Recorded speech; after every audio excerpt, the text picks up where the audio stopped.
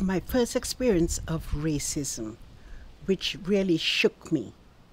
I was called to a room to deliver a lady, and I entered the room. She was in bed, of course, in labour, established labour, and her husband was sat with her.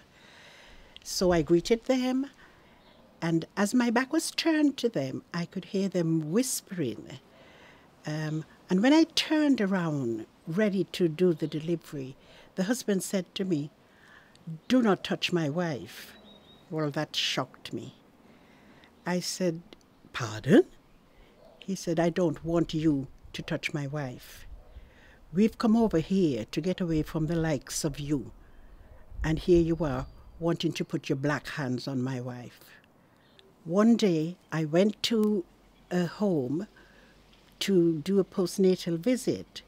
The door opened, a gentleman stood at the door, and he said, "I don't want the likes of you in here." And I said, "What do you mean?"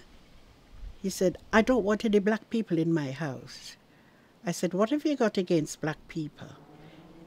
His response was, "They come over here and take all our jobs."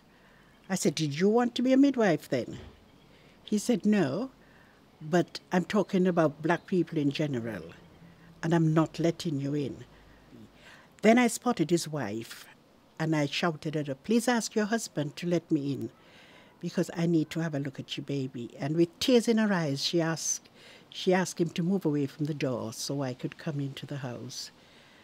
But he stood right behind me at my every move, which made me feel very uncomfortable. And I said to him, "Don't stand so close to me. My colour may rub off on you."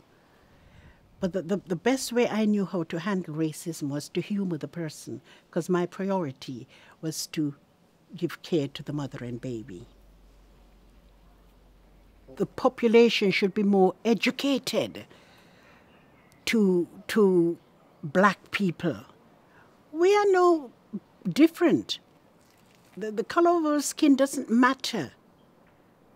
I just want to say that we're all human. We're all one race.